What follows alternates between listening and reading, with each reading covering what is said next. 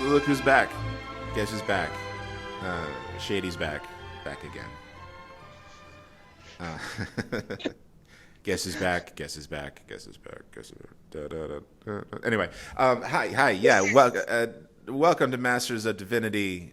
I'm your moderator, JP, and I'm here with Chuck, Father Chuck, as he's known. Coming to you. I look like I'm on vacation. I realize I'm in a Aloha shirt. The space behind me is not my usual background. I don't know if it's going to be blurry when you all look at it, but apparently some kind of update happened to my computer where it looks like I have portrait mode when we use this program. Got some kind of But this is actually my TV room in my house, not like an Airbnb in the Caribbean. But I feel like I look like I'm maxing and relaxing. Shooting some to the b-ball. extent that I just said that awful phrase. Are you going to shoot some b-ball outside the school? No, I'm on vacation. When a couple of guys are up to no good. All right. I'm just gonna wrap this episode, apparently. Yeah, so we're here. We're back, and I'm glad you're here to record this while you're on vacation, Chuck. I like your filter. I think it's interesting. It has sort of a split diopter effect, a little bit, not totally. I mean, like a split diopter is when you have like something in the foreground and the background in the same focus, but usually there's like a little bit of just a little smudge of Vaseline down the center. Brian De Palma uses it a lot. Yeah, is there a scene in Jaws that uses that? I think there's a shot. I don't know. Spielberg uses it too. So yeah, well, there is of course that famous what is it, the telescoping dolly shot? What is that? The zoom in, the zoom dolly, the dolly zoom. Yeah, I guess is what it's called. Yeah, yes, that is a famous shot. But we're not here to talk about filmmaking concepts and how to shoot like Brian De Palma and Steven Spielberg. No, that's another podcast down the line that I'll be hosting. Really quick, sorry to interrupt you, but it just made me think. I saw on your Instagram last night you posted that thing about camera. Oh, yeah. All the different types of shots, and it was like, like professional versus client, like pan. And I almost commented that there was a serious lack of college friend nearly dying in those photos to explain how those shots work. There is that. You know what? I think I still have that somewhere, Chuck. I've got to find. I'm pretty sure I have everything we've ever made somewhere, and I've got to find them, and I've got to make a montage, just a funny montage of just me torturing you in college. With pork chop sideburns. Yeah. And getting the entire side of my face licked by a gothic individual. Oh, that was weird. Oh, those were the days. But here we are now with our own little podcast. And yes. We also kind of apologize for not being as consistent as we usually are.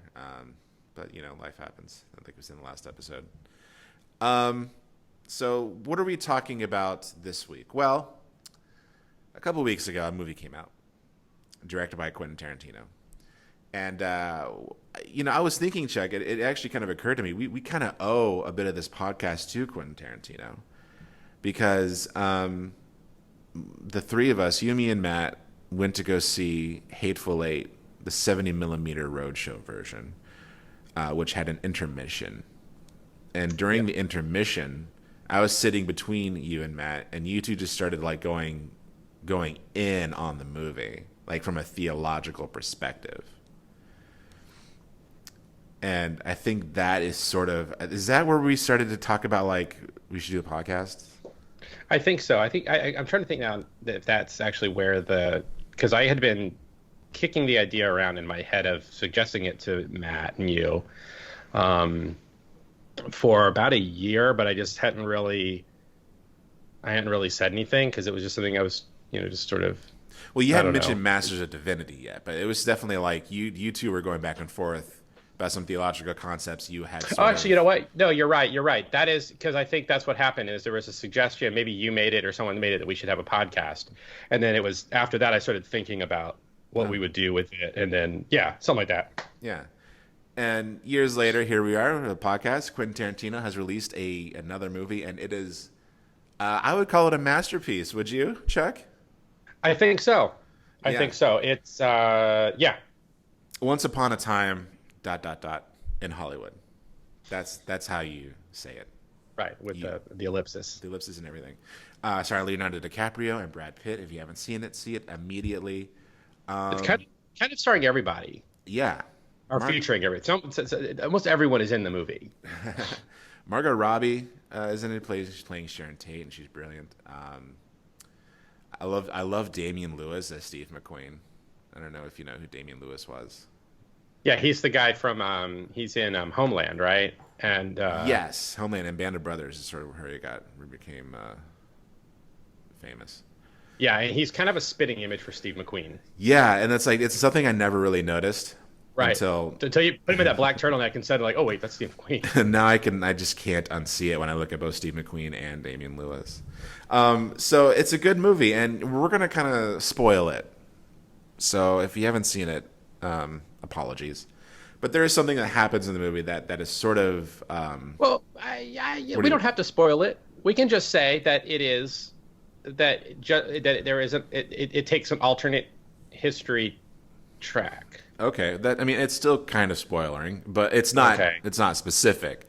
But what we will say there is, if you're familiar with Tarantino, you've probably seen Inglourious Basterds, and Inglourious Basterds takes a turn towards the end of the movie and sort of rewrites history, and that Hitler is littered with bullets.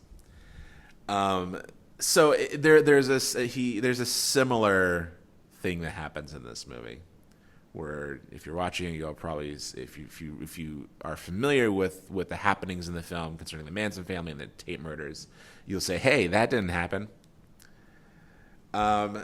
So, and that sort of sparked some thinking amongst us, amongst your masters of divinity, about revisionist history and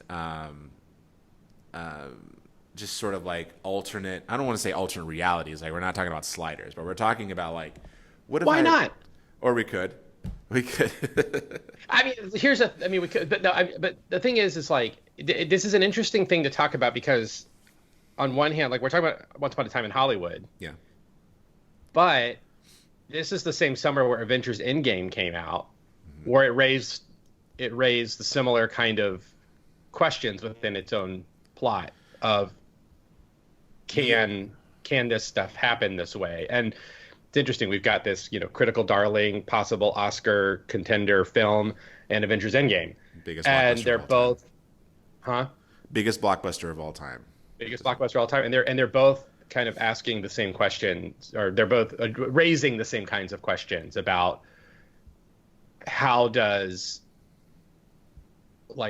one change affect. Do you think? And we're just gonna play. I'm not trying to guide any kind of. I don't have any talking points, but this is a question just occurred to me, Chuck, and I'm interested in your opinion.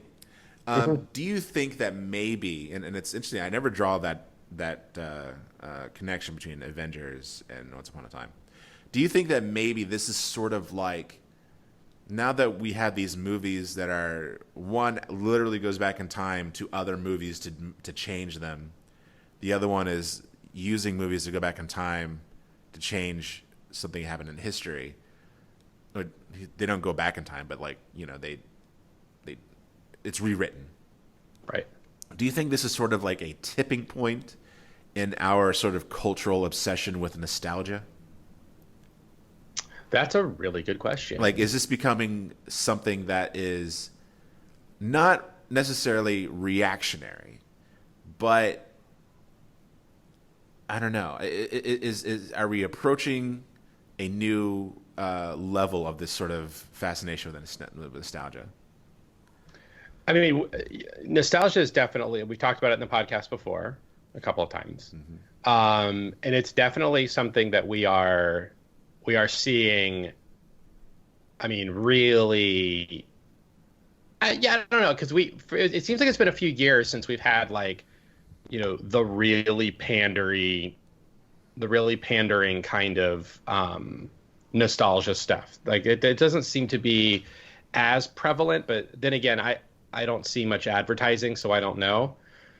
But I know that um, the like after South Park's infamous member berries episode, I feel like there's been a tapering off of just lazy nostalgia, and I feel like probably the last big hurrah for it was Ready Player One, Oh yeah. and then after that, it's just kind of it's been kind of like I guess like one, and I'm going to walk on some dangerous ground here because I know how you feel about it, and I've also never seen it, but I know that similar criticisms are levied at like Stranger Things. Mm-hmm. But again, having never seen Stranger Things, which I know you really love, I do. is that it sort of uses its nostalgia for a purpose rather than just being like, weren't the 80s funny, or quirky? Yeah. I think sometimes it can, sometimes it doesn't. I think, there's I wish I had the essay, but there's like someone wrote about how there's two types of nostalgia, right? There's reflective nostalgia and restorative nostalgia. Reflective nostalgia is sort of an opportunity to look back critically and talk about like the ugly parts and the good parts, and you could have a more nuanced take on something that from the past. It's like watching a classic film. Restorative nostalgia is you're trying to just take the things you like and say like this is the memory I have, like, and that's sort of what Stranger Things is. Like there's a lot of focus on what made the 80s rad, but there's no mention about what made the 80s like bad. And I didn't mean to. Yeah, you're rapping. I didn't mean to drop to spit rhymes, but sometimes the flow just comes. So I think so. Yeah, there's two. Those are the two types of nostalgia. I think is kind of interesting. And so when I think of like, I think that's sort of what I think studios and other media companies have been exploiting is the more restorative nostalgia. Like, look at how awesome the past was, without talking about like any of the bad things or like why we moved on from that.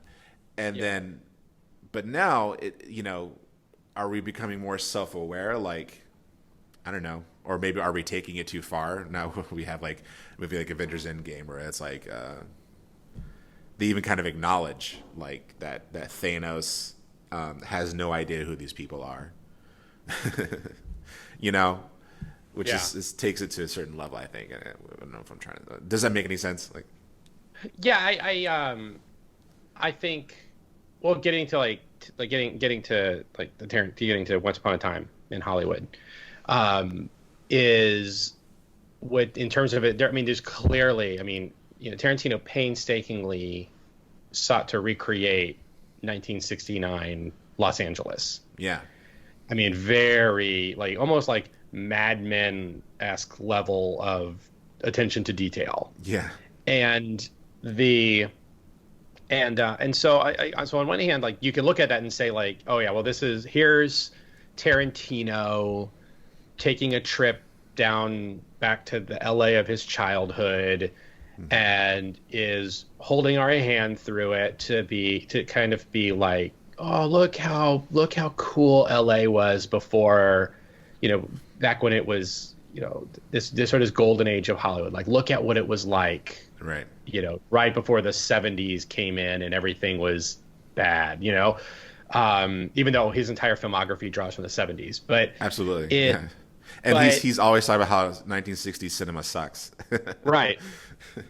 But there is an element.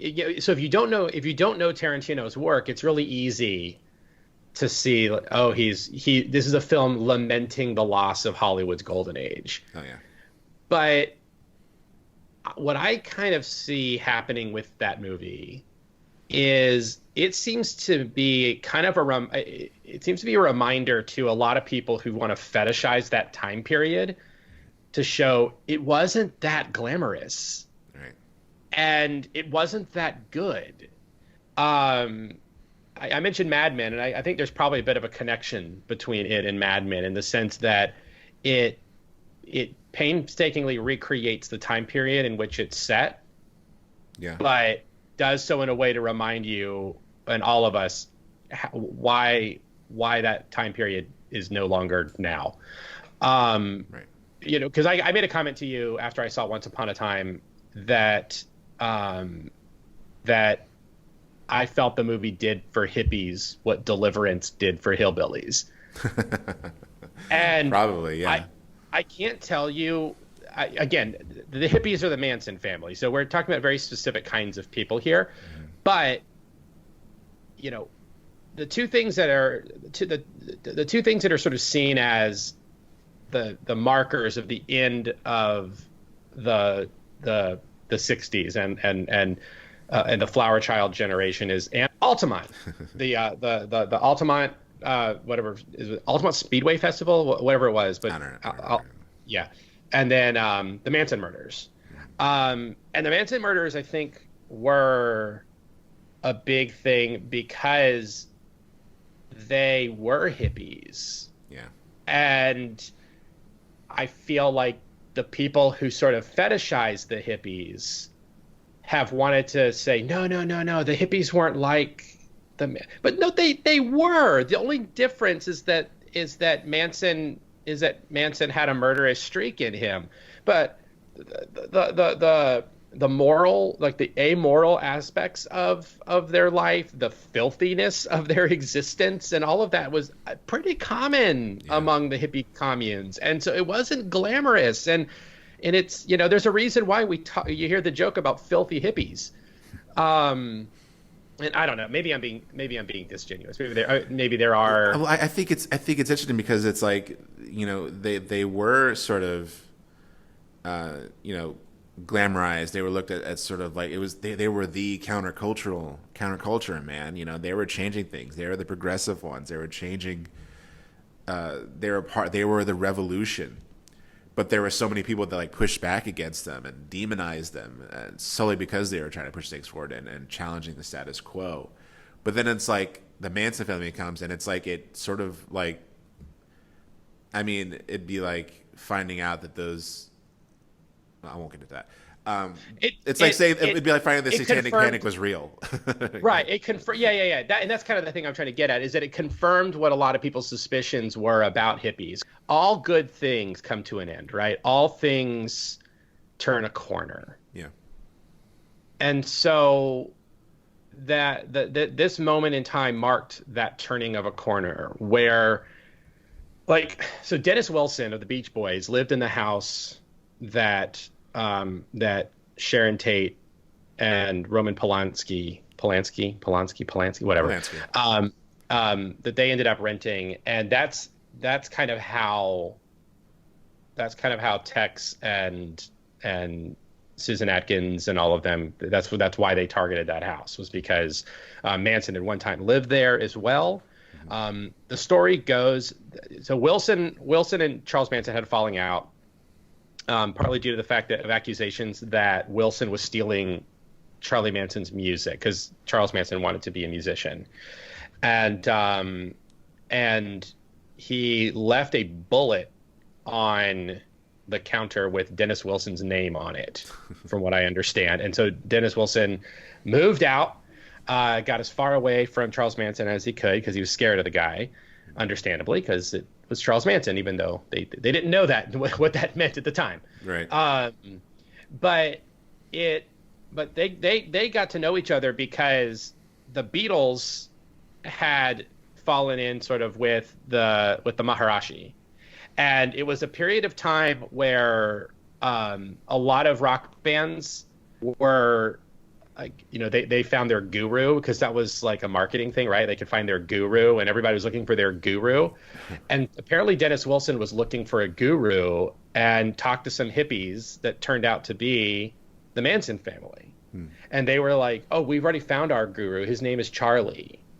And that's kind of how they all fell in. And I mentioned all of that to show that, there was this thing happening in society that like all good things, that they turn a corner and can be co-opted for really evil purposes. And it's an interesting thing to think of. Anyway, we've gone way off topic of what we were trying to talk about. So maybe we should just scrap this whole section. No, it's fine. No, I think it's interesting. I like talking about this stuff. It's good. But I think our audience will like it.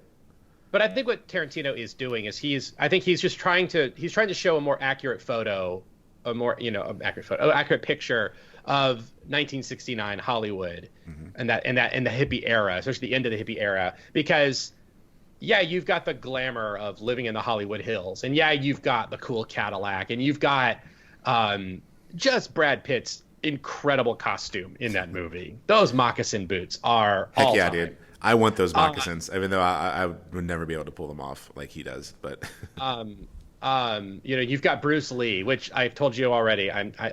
Mike Moe that's fake news. They cloned Bruce Lee in a lab for that movie.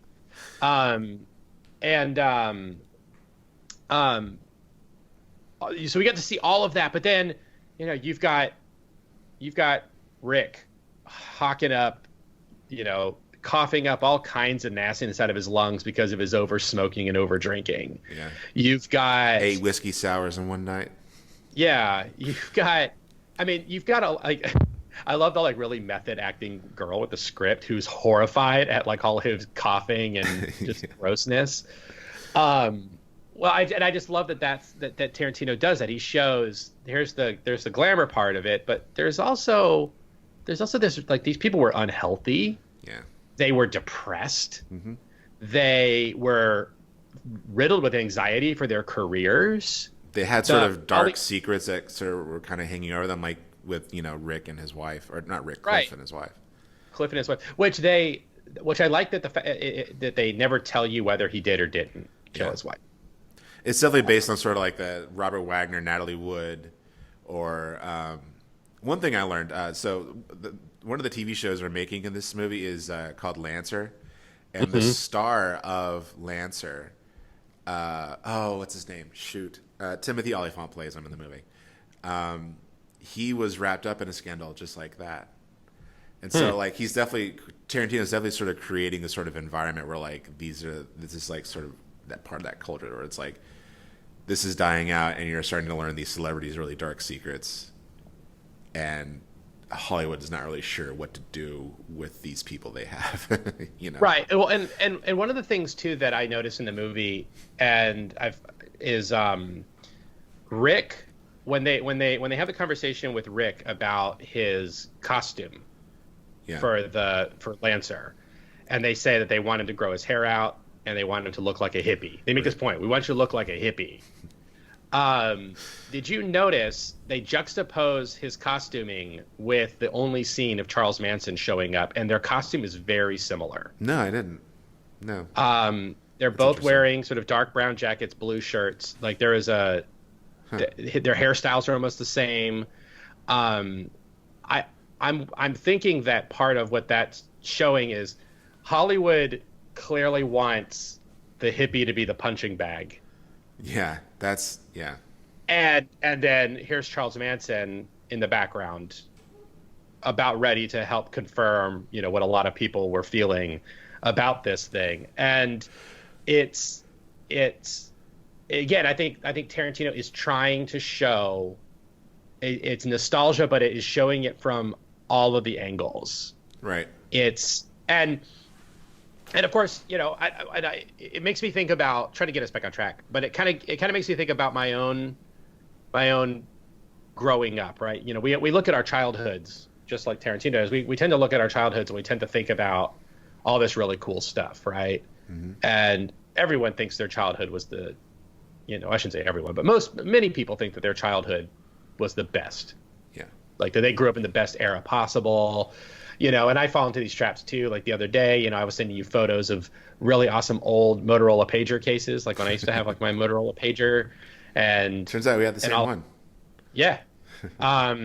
But as I was talking to Kana about it, we were also saying like, yeah, they're cool, but man, what a chore having a pager was. Yeah. You know, and you know, and that's just like one example of something where it's like we can look at it and be like, oh, bro, remember pagers? They were so cool, but then you're like, yeah, but they're also really lame. Yeah. You know, and it's you know, it makes you so, and that gets to the other, and then of course this gets to the other piece too, is what inevitably any of us do when we start thinking about our childhoods, is we start, you know, asking questions of like, what if I had done this differently, or what if this thing had turned out slightly, you know, askew. Yeah. You know, maybe not as sad as Uncle Rico in Napoleon Dynamite, but we do that, you know, if only I won that game in '82, we would have gone to state. I would have gone to state, and you know, my whole life would be different. I wouldn't be living in a van out in a field. You know, it's, you know, yeah. I love that movie. He buys a time machine. Hold on, I gotta put the crystals in. What a brilliant movie. Time machine's a piece of crap. But that's, and I think that's kind of part of what we're talking about here, right? Is that question of how would things, you know, like how we do this. This is something we do, and so I put it back. You know, it's adjacent to nostalgia. Mm-hmm. So then think about like, oh, like my youth and childhood was awesome, but if I had changed this, and this, and this, it may have been better, or it may have been worse, or it may have been. So why do you think we do that?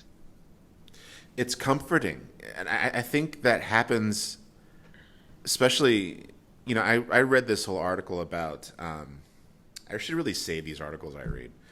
You should. They'd be good to cite. Yeah. I read this article about like why Hollywood keeps making reboots and remakes and stuff. And basically right now, nostalgia is just like a bankable commodity. Like, and it has a lot to do with the fact that things are just really shitty right now.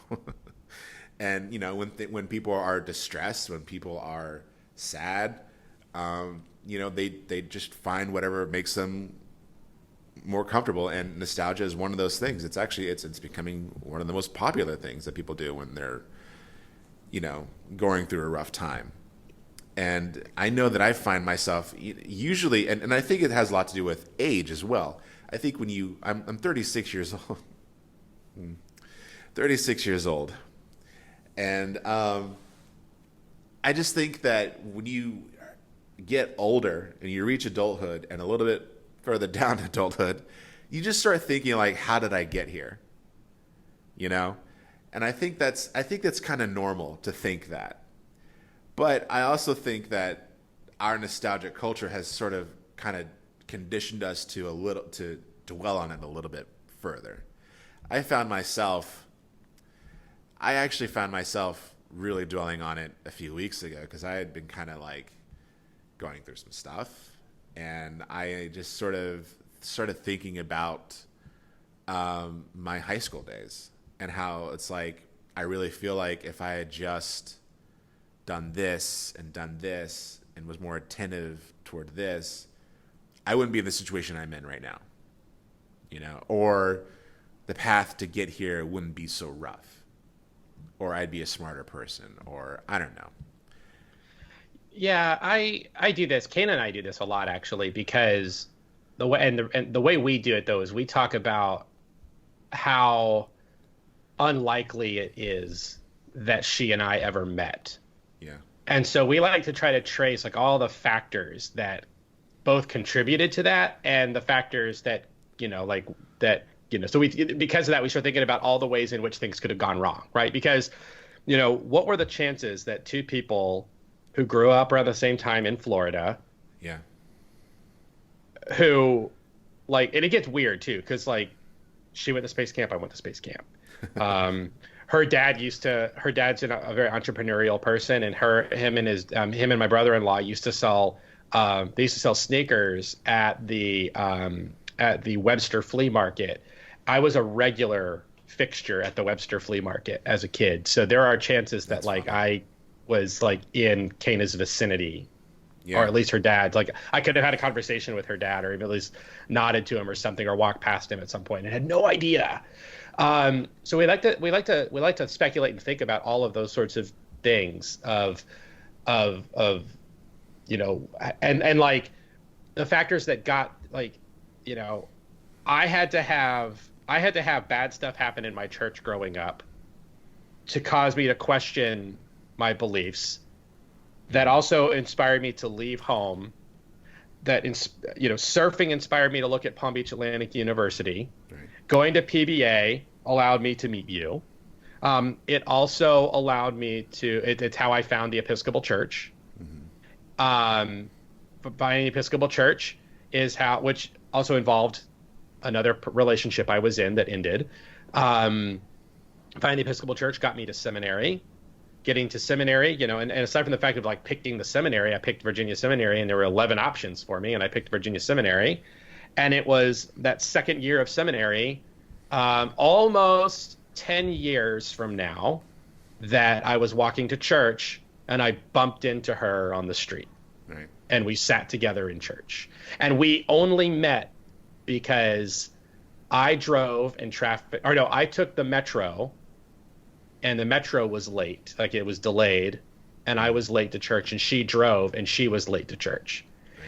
And we just happened to meet at that exact moment. And it's one of those things too. Like after I met her that day, I knew I was going to marry her because I called my mom and told her I met the woman I was going to marry today. Like I knew that. And so like all of those things that contribute to that moment, to think about, what if like I had decided, what if I decided to drive that day instead of take the metro? Or what if I had left 5 minutes earlier? Or what if I had, what my life could have been completely different. Mm-hmm. And to think about, what that would mean, which would mean that Charlie and Ford wouldn't be here, that, it's a whole range of things that you can think about. And so it's kind of, on one hand, like I can kind of understand that thinking about it in terms of, if I had done this, and this, maybe things would be different. Like I think about, like looking back now, I think about, if I had just applied myself more in school, I could have done this, and this. Right. But it's also fun and interesting to think about all the ways in which it could have gone wrong, so that you can say, no, this is the life that I'm in, and this is the best possible of the realities. Mm-hmm.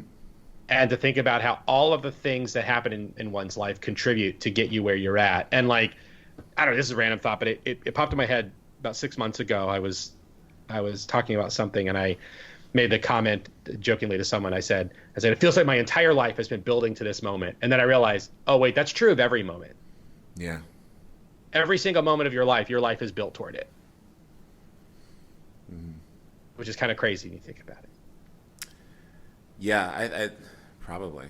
There might be some because everything you're doing is because of a past precedent of some kind, right? So like the fact that you're talking to me on this computer is because, you felt compelled to get in your car and drive, and that is because, so you can trace it back. There's decisions. Everything you've done has, every moment of your life leads to the moment you're in now. Do you think this is why Calvinists are so obsessed with predestination? Like, oh, you just softballed me the the other thing. Well, what were you gonna say?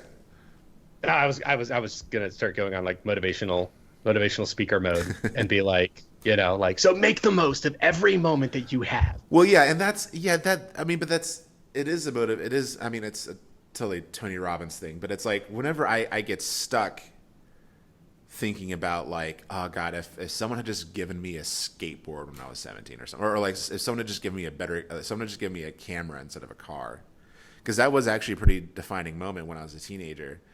I was 17 years old. Christmas was coming, and I really wanted this beautiful camera. It was the Canon XL1. It was the first one to shoot 24 frames per second and actually look like it had movie mode, looked like a real movie, which is sort of like commonplace now. Our phones can do it now. And I really wanted that camera. And I told my parents, like, I need this camera. I got to have this camera. I more than anything in the world, I want this camera. And they're like, but don't you want a car? I'm like, well, yeah, I want a car, but I really want this camera. And then my parents made me think I was getting the camera for Christmas. Wrapped up this box and everything and whatever. We open up the presents and I open the box. I totally convinced that I'm finally going to become Steven Spielberg.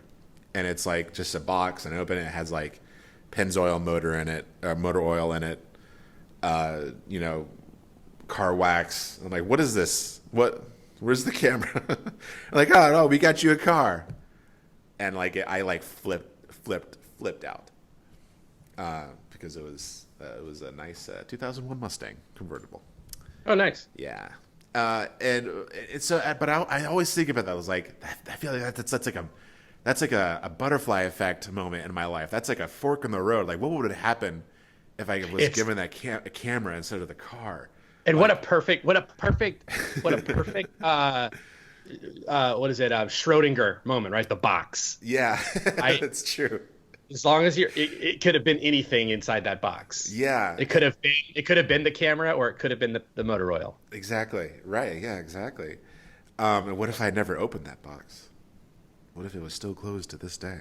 Oh, that reminds me of this awful. I'm sure you've heard it. This illustration that preachers have used, where it's like, kid for his birthday, he's like, it's like his birthday or Christmas or something, and he opens up a present. He's got this present. He really wants a car. Yeah. He's been like dying for a car, and the dad gives him this box, and he opens it, and it's a Bible, and he's like, screw you, Dad. Like, what do you? He's like, you got to read the Bible, son. He's like, screw you. I'm not gonna read the Bible. And like, he just like throws the Bible aside, and like years go by, and like little things happen. And one day, like, he's down in the dumps of his life or whatever, and so he like flips open the Bible, and when he opens it, like the title to like a car falls out of the pages of the Bible.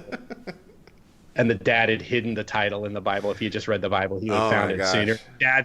And ostensibly the dad has been doing the maintenance, the insurance, the upkeep on this car for years to be able to give his son the. Or I think some preachers will tell it where like the dad dies, and then the kid feels guilty, and so he reads the Bible, and the title of the car falls out. Oh my God! It's.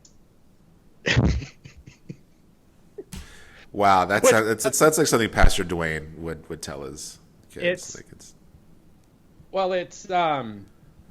This is such an aside, but it's that way that a certain segment of the church tries to encourage you to do spiritual stuff, where it's like it's a means to an end. Because like the message of that is, if you would just read the Bible, you too could find a car. Right. It's not about the Bible itself telling this like powerful story about the grand mysteries of the universe. Yeah. It's actually a container for a car title if you just look hard enough. Well, anyway, to my original point before I got distracted by my Schrodinger cat moment. When I do find myself dwelling on these moments, and it's more often than I'd want it to be. I try to like tell myself, well, like, what if you could do that now? Like, what if what can you do right now so that like 10 years from now, you're not thinking I could have been doing things differently when I was 36 years old. You know what I mean? Right. Like what you can be proactive. Like if I came back in time from when I was 46, what would I hope this person would tell me to do differently, harder than you think, actually. But yeah, harder the idea to think of like what you would hope that 16-year-old you would learn from 46-year-old you. Or like right now, like if someone came back in time right now to tell me like, oh, you need to do this differently, what would they say? So that as a way to not dwell in the past, but to like go ahead and try to like think of yourself as changing your future right now, so that you're not doing the same thing in 10 years. Does that make sense? Yeah, I guess. I don't know. It's a bit Tim Robbinsy. I know it's a little cheesy, but it's like, Well, it's not. I mean, I don't think it's cheesy. I think it's a worthwhile thought experiment. It's hard for me to wrap my head around that kind of thing because for me, I see the world as it's in a way like it's all going to be what it's supposed to be. yeah, And like I just kind of am along for the ride. right. Um, All right, all right, all right. I know, right? In my Aloha shirt. Time is a flat circle, man. There's a lot of ways different things can go, right? Like rivers have tributaries. Rivers meander. You can bump a rock and you can be pulled into a different current than the one you were currently in, but ultimately the river arrives at the same place. Mm-hmm. And so like that's kind of how I see time work.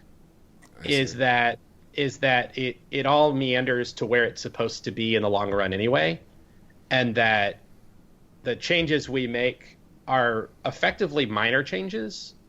Like I don't know that we're gonna like carve off a new tributary or like a creek that reconnects with the head or anything like that. I mean, maybe we will. I don't know, but for the most part, we're being pulled in the same direction, and so we're just gonna wind up. I don't know. Does that make sense? Yeah, I think it's interesting. That's a way to look at it. I look at it as sort of like I'm C-3PO and the Millennium Falcon as it's flying through the asteroid field. Mm-hmm. I just wanted never tell me the odds. I just wanted to stop, and I'm the only freaking out. And then we almost get eaten by a space slug, and y'all should have listened to me. Anyway, and part of me thinking about this too. Similarly, is I've been playing Breath of the Wild, Legend of Zelda: Breath of the Wild again, and if you know anything, the Zelda timeline is kind of crazy. Yeah. Mm-hmm. Because Legend of Zelda: Ocarina of Time marks like a place where it branches three directions. Right. Where either you win as a kid, you win as adult, or you lose as an adult, and the game, and then the storylines they've made video games from each of those perspectives of like what's happened to Hyrule based off of each of those conclusions of the game. But for Breath of the Wild, they've said that they've envisioned it as the latest entry in the story, and that it's ultimately where all those branches lead, and that all the past continuity is somehow true in Breath of the Wild. And I find that really fascinating. And I'm trying to think, like, is it possible, man? Like, is it possible that there are relics of past historical timelines, like alternate timelines that exist in ours? And like, isn't that what the Mandela effect is supposed to be? Like, yeah. The idea of like vestigial memories from alternate timelines. Yeah. So cool. That's a cool thing to think about. Yeah, I think it's fun to think about. I think people take it a little too seriously sometimes. Oh no, totally. But here's a question. Yeah. How does a Calvinist watch Once Upon a Time in Hollywood? Well, I guess they would just think it was absurd, right? I mean, you lived in LA, you lived with a Calvinist, you watched Tarantino films, so like you can kind of have some authority. He did not watch Tarantino films. Oh, he didn't? Oh, no, okay. He did not. No, nope. This little detour, by the way. But thinking about Tarantino and like his latest movie and how great it is and stuff, it kind of made me proud. Like when we were going to school at PBA and we were going to film school, I was very much into Tarantino. And I'm pretty sure I was the only person in that entire school who was into Tarantino. And it created a little bit of reputation. I might have gotten into some heated arguments during class with other students who did not like him. A lot of people like to take the moral high ground, Right. I remember. Yeah, and I remember some of those conversations with the movie Sin City. Yes, that's actually especially when it started to get heated. Oh God. I don't know. I don't know. I take some kind of some pride in that now, like that I was able to be that. I don't know, because there is a sort of stigma to being a Tarantino fan now. You know, the guy with the Pulp Fiction poster on his wall, who also like Boondock Saints and whatever, and it's like, oh, that guy. But I don't know. I feel like being that person in that time was I think it was more special than how other people perceive it. Anyway. Well, and this is kind of adjacent to the question I asked, because those debates, those discussions, yeah. I remember some of them being around. Well, I remember myself defending some of that stuff from the standpoint of like, this is us being able to see on film what, like, you know, to use Calvinistic terminology, like what total depravity looks like. Oh yeah. Mm-hmm. You know, like, it's not endorsing any of it, but it allows you to see what it looks like, and so it puts it in front of you, and that's an important thing to be able to be confronted with, and you know, it causes you to ask good moral questions about yourself. It's not just to be like, you know, self-indulgent about things. Yeah. I mean, like, for instance, Glorious Bastards, even though it came out after we were in college, that's a movie that I come to all the time.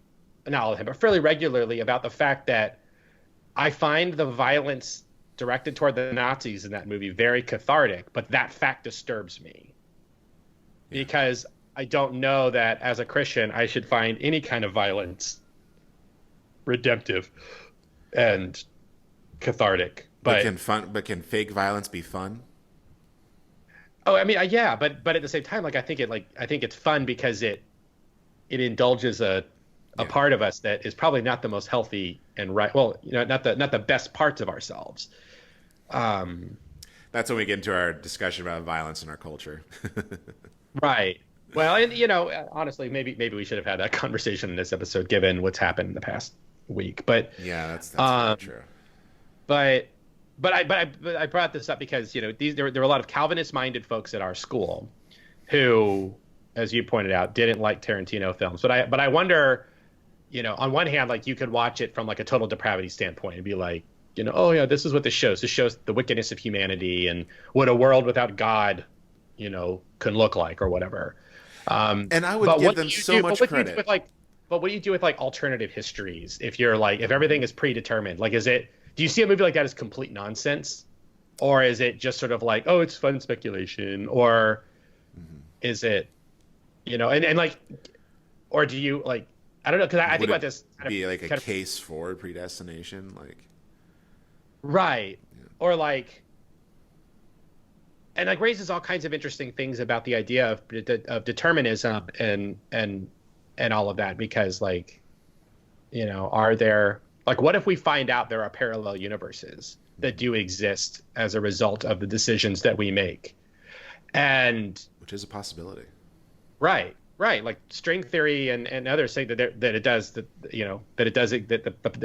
there's a very strong possibility that such a thing exists.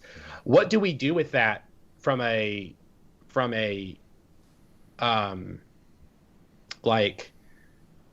salvation conversation? Right? Like, does that mean there is a world where Jesus never came? Or is there a world where, you know, kind of like Scorsese did with Last Temptation of Christ, where Jesus lives an old man life instead of going to the cross? Bro, we got to watch that movie and talk about it on this podcast. We got to do that immediately. But you're right. I mean, that's a question. That's a question Martin Scorsese asks. Yeah. You know, or is you know, DC Comics had a concept for a while known as it was called like concrete time. This is something that Booster Gold dealt with from time to time, which is that there are some moments in history that can't be changed because they're so pivotal. Yeah. That you can have multiple timelines, but there are certain things that they all have to happen, and like one of those is Superman's arrival on Earth. Yeah. In Doctor Who, they're called fixed moments in time. Okay. So like is like, you the life and death of Jesus, a fixed moment in time. Like there is no universe where that doesn't happen. Yeah. Obviously, there's probably no universe where creation doesn't happen because, like, you can't have parallel universes without a universe. Right. Or, I mean, maybe if there are universes that exist outside our universe, if we go by the Big Bang Theory, the universe existed in one specific form. Maybe there are other universes outside our own that exist in that form that has not gone through that expansion. What does that thing look like? Can we harness that power and use it to take over the world and give me a skateboard when I was 17? Well, right. So okay. Well, that's a question, right? Okay. So I guess what Stephen Hawking would say that, because he would say that our universe, the mechanics of our universe demonstrate that we don't need God because it's a self-perpetuating, self-creating thing. Like essentially, I mean, he said that, yeah, that the universe created itself essentially. Yeah. Right. But here's the thing. Okay. So everything condensed down into this, all matter is condensed into this like extremely dense, super hot, extremely compact point. That's something. Right. What's around it? Because in order for there to be something, there has to be something else. Right. So other universes. I don't know. Right. Maybe it just looks like a bunch of beach balls surrounding a tennis ball. I don't know. Is there a meta universe? Well, who's that physicist? That Asian physicist who built a collider in his backyard. Is he the guy who's in a lot of the UFO stuff? No, I don't know. He was part of the Giant Hadron Collider project, I guess. I forgot his name. But he described the existence of universes, parallel universes, as bubbles. Like bubbles on top of bubbles. So like, I don't know, it's like maybe the spaces in between is sort of where that piece of matter is. And in DC Comics lore, all of the multiverse, everything exists in the same time and space. Yeah. They're on top of each other, but they're all moving at different vibrational frequencies. Right. And they navigate it with a ship made of solidified music. Wait, what? Yeah, have you never read Final Crisis? I don't think I have. No. Yeah, Grant Morrison is in a whole other level. But yeah, it deals with. Is it a yellow submarine by any chance? It is yellow. It is. It actually kind of looks like the Yellow Submarine. Yeah, but it is made of solidified music. Okay. All right. This is exactly what Tarantino had in mind when he made this movie, and this is the kind of discussions he knew he would be inspiring. This is where we are. Yeah, and so there's in it there are 52 strings, and each of those strings are tuned to the different vibrational frequencies of the different Earth. And so when you pluck that string, it basically it resonates the whole ship so that it manifests into the different Earths. Oh my God, the guy's on drugs.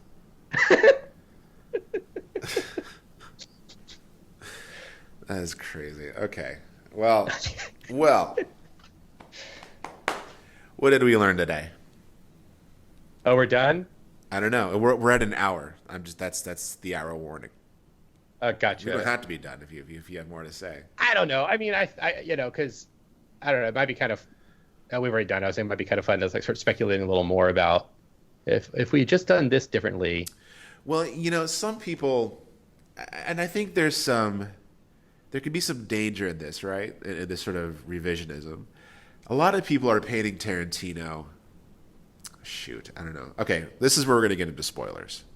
So if you don't want to hear this next part, we've given you an hour of content you can listen to, so that we can get into some spoiler talk. Okay, so the Manson family is killed off by Rick and Cliff, and they don't kill Sharon Tate and Jay Sebring and who's the Folger girl.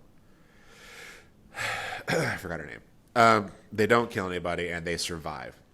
Now, a lot of people are trying to say that, like, this is Tarantino saying that, the big elephant in the room is Roman Polanski, right? like what he went on to do. Like he basically like raped a young girl and possibly many others. So a lot of people are suggesting that the reason why that happened was because Sharon Tate was murdered, that he was acting out of some sort of trauma or whatever. I have never bought that. I don't think that's really true.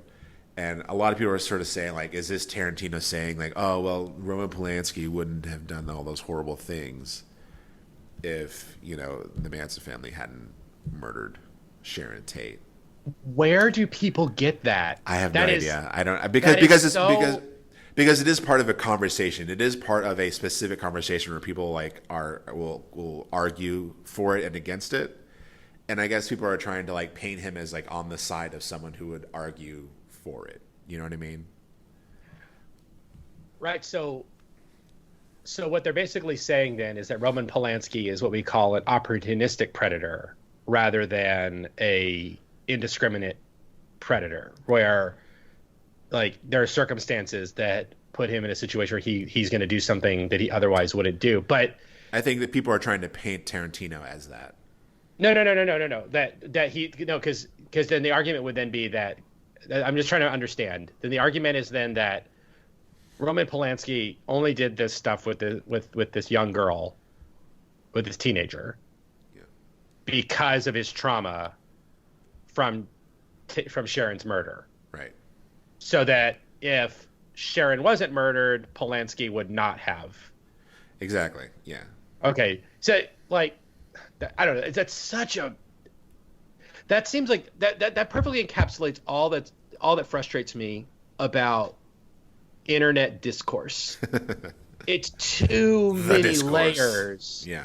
It's too many layers because, for all we know, Roman Polanski was doing that while he was overseas, and so he would have been like, it would have played out the same way. It's just we would be in a world where Sharon lived, right? Instead, that's such a weird. It's also a pretty fundamental misunderstanding about how predators work. Yeah. But okay. But that's weird. Like, I don't know that for somebody to say. I just don't think I don't think Quentin Tarantino is suggesting that at all. No, not at all. I don't know where you get that. Yeah. Well, because it's unless you're trying to get some that ad revenue.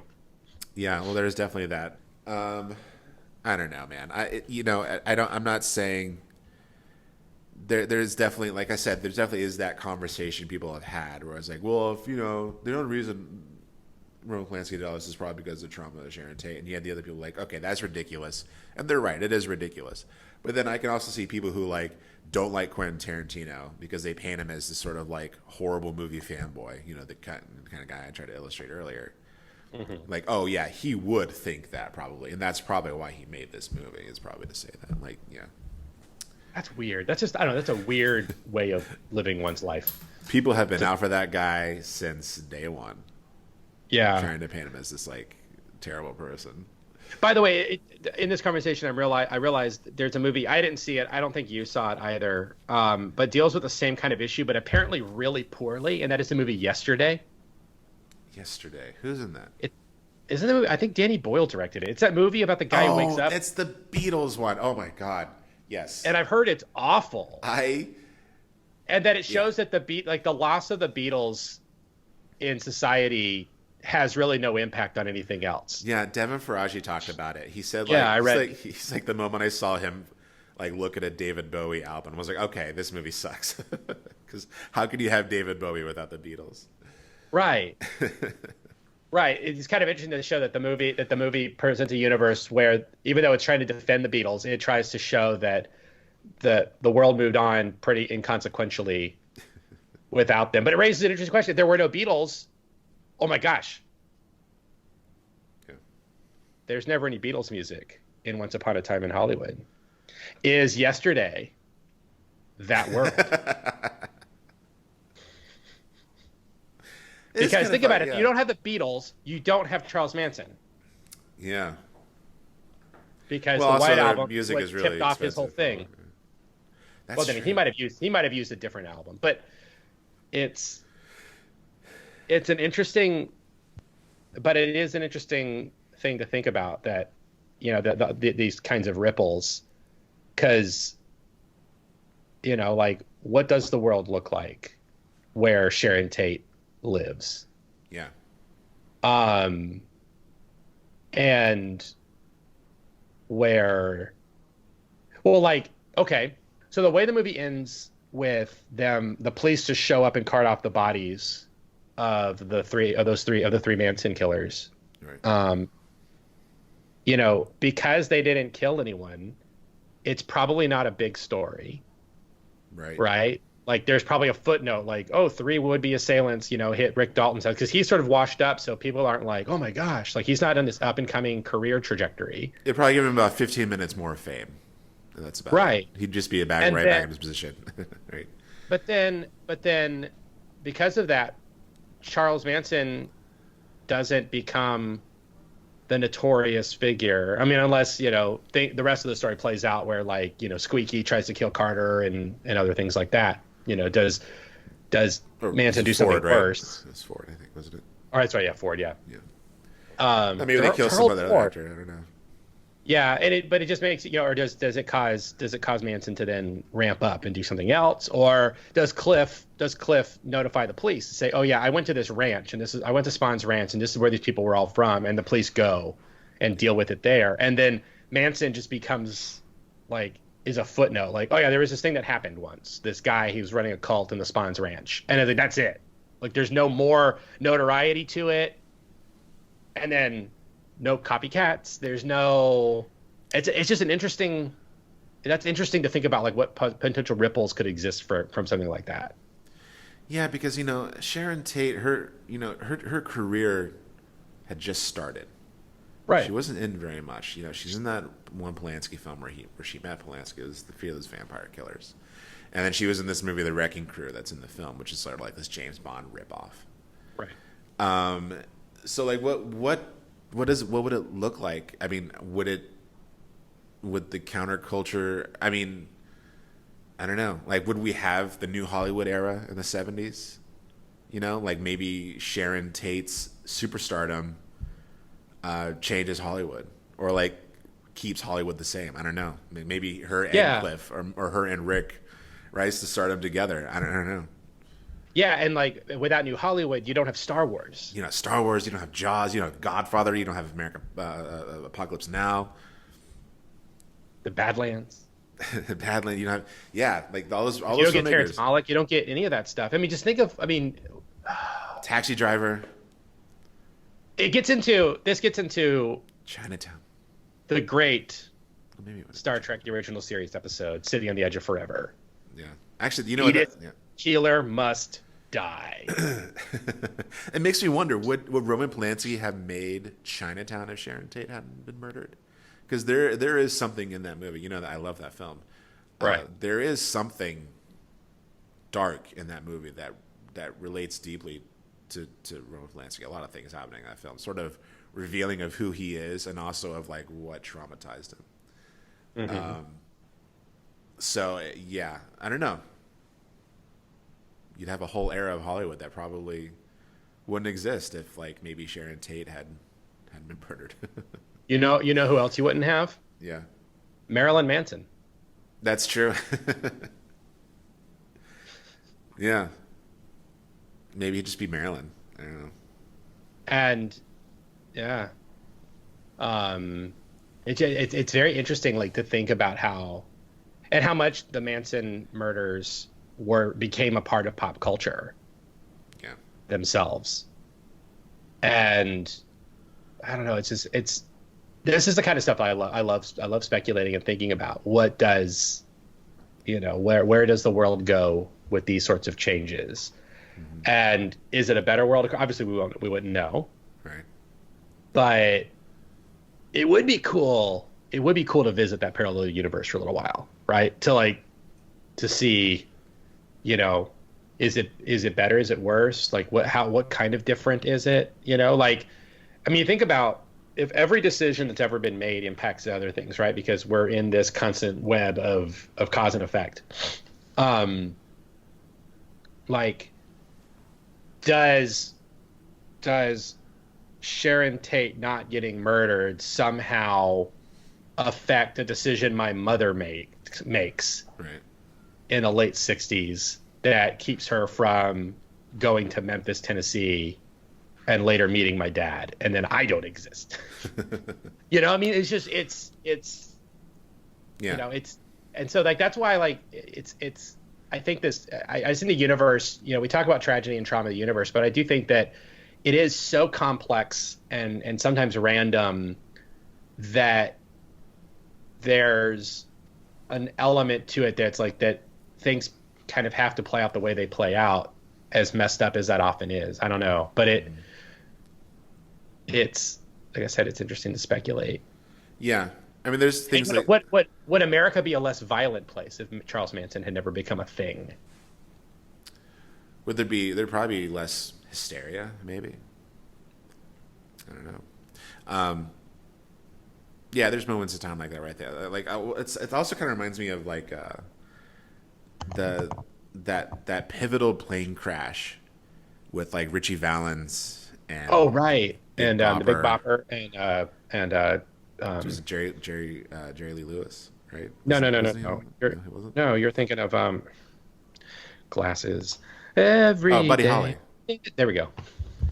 Yeah, or like I just remember like I remember people telling me like when that happened, everyone thought like music was over. Yeah, I mean that's what the song American Pie by Don McLean's about. Yeah, The day the music died.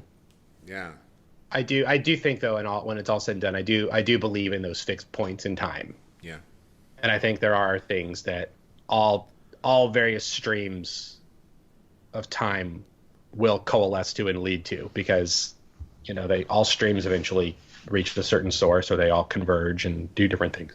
right. And I think that and for all we know, we're like at the delta, and it might converge into something else we can't even contemplate yet. So what do we do?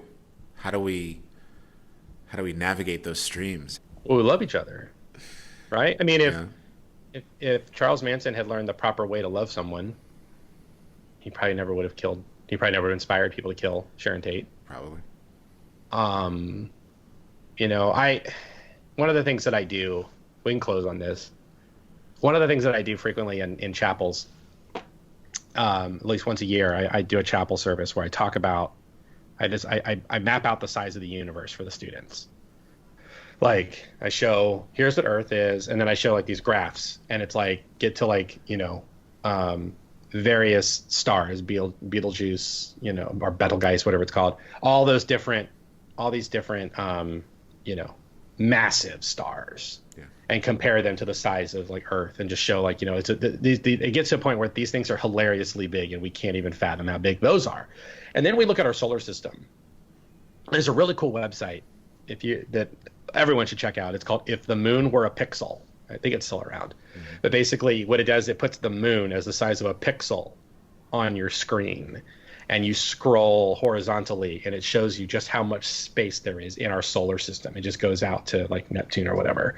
Mm-hmm. But like you get this sense of the scale of things out there. And then you get to like Sedna, which the orbit of Sedna is like, was it like 1,500 years or something? I mean, it's just so far out there, and it's still part of our solar system. And then you get to the Oort cloud, and you get to just all these bigger things, and you start panning out, and you can find images of like, of the map of the known universe. I mean, like, I just posted on social media the other day that in the observable universe, scientists estimate that there are 10 to the 24th stars. 10 with 24 zeros behind it, stars. And so, and there is just, that much more space between all of those stars, right? So the universe is unbelievably big.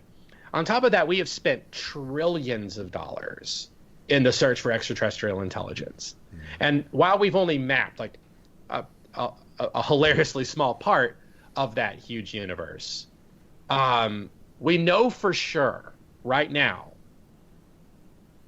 with absolute certainty, we know that we're the only life in the entire universe. Like, we know that. Yeah. And so when we consider all of that, to me, I think, how silly is climate change? How silly is gun violence? How silly is the fact that we fight over whether or not someone should be able to own a fully automatic weapon, or fight over whether or not we should be that we put branded plastic straws at our political rallies so that we can fight, the liberal paper straw or whatever. What utter stupidity are we dealing with here when you consider the fact in this vastness, we are the only, literally, okay, so scientists, similarly, they estimate that on Earth there are 10 to the 24th power grains of sand on Earth. So almost the same number of stars as our grains of sand, which is cool because there's that biblical allusion to those connections. I think it's kind of interesting that those two connections are made in the Bible. But that's like saying, going to the beach, picking up one grain of sand and saying, this is the only grain of sand that has life on it. Wow. And we're gonna be like, I'm just gonna keep. We're just gonna, it's gonna hurt our profit margin if we switch over to something else, to solar. The wind turbines cause tornadoes. We're just gonna. And so life is so incredibly special. And so considering all of this randomness that we've just talked about, and the idea that not only are we really, unique, but the fact that the universe is so complex and that there could be all these different, it's this river of whatever flowing. That's why loving each other just makes so much sense. Mm-hmm. Because what we have is super precious, and you love what's precious. Right. You love what's fragile. You love what's rare. So in all of that, there's only one John Post. There's only one Father Charles. There's only one Matt. Hi Matt. He's quiet. No, but you know what I mean? It just seems really absurd that we do the things that we do to each other. It's very true. When we put it into that perspective. Right. Yeah. All right. That's a great place to end.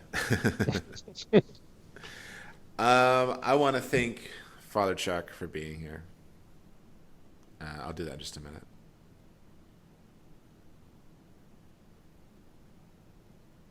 Thank you, Father Chuck, for being here. What are you doing? Are you crying? No. Okay. I said I want to thank Father Chuck for being here, and I'll do that in just a minute. So I paused. Oh, gosh. And then I thanked you. A pun. Okay. Not really a pun, just very literal. I literally thought I was crying. Did I move you? Runner, one speck of sand, man. You gotta love each other on our sand. I'm just crying into sand. Whatever. That's mind blowing and deep. All right. No, it's good. I love it. I love it. But you know me. I need to be funny. I have a disease. Funny's good. I have a disease. No, you don't. Thanks, Father Chuck. Thank you so much. And thank you for listening and for watching. If you're watching us on YouTube, remember to hit the little button that looks like this, because believe it or not, it does help us out a little. You can subscribe if you like. I'm not trying to tell you how to live your life, but what's one subscription to a YouTube channel to you, huh, buddy? Cost you nothing. Just ring that bell, and once a week you'll get a notification saying that we've released a video. I'm making this very easy for you. Right. Not bitter. I have a chip on my shoulder like Bruce Lee. He didn't have a chip on his shoulder, did he? I don't know. He's kind of portrayed that way sometimes. I wouldn't say he was portrayed that way in Once Upon a Time. People are really mad about that, by the way. I know, and it's his daughter is mad about it. She didn't like it. She thought it was everyone laughing at her dad. But I don't get it. I thought it was great, and they didn't finish the fight. It's not like he lost.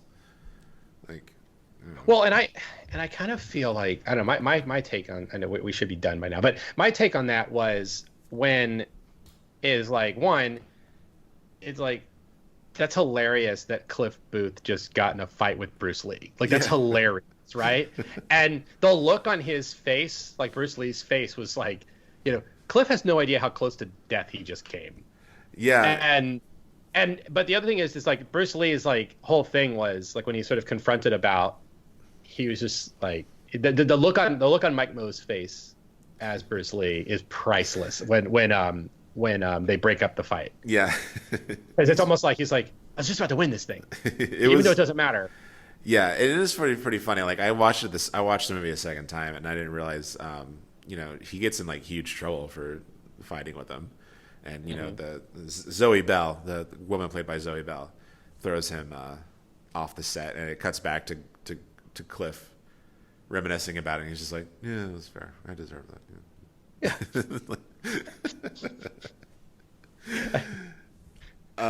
So subscribe to us. Ring that bell if you want, and go see Once Upon a Time in Hollywood if you haven't seen it. And even if you have seen it, see it again. There's some things that pop up that's kind of interesting to see. And can I make a prediction, Chuck? Sure. I think it's going to win Best Picture. I think about this a lot since seeing it. If it does, it's kind of perfect because it totally hits all of those stereotypical Oscar bait type movies. Yeah. Like it hits a lot of their notes, but it does not. It is not an Oscar bait movie. No, not at all.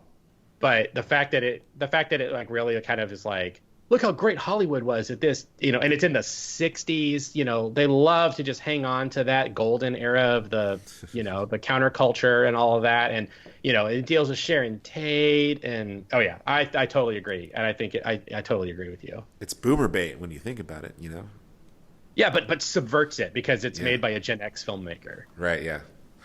But I'm making that prediction. I think this is the one. I think he's finally going to get his Best Picture, and I think it's going to be this movie. And you know what? I can't think of a more appropriate film for him to finally win Best Picture, and I hope it is. All right. Then that's all the time we have. Join us again next week. Have a wonderful week. Good journey. Good journey on your river toward your destination of love.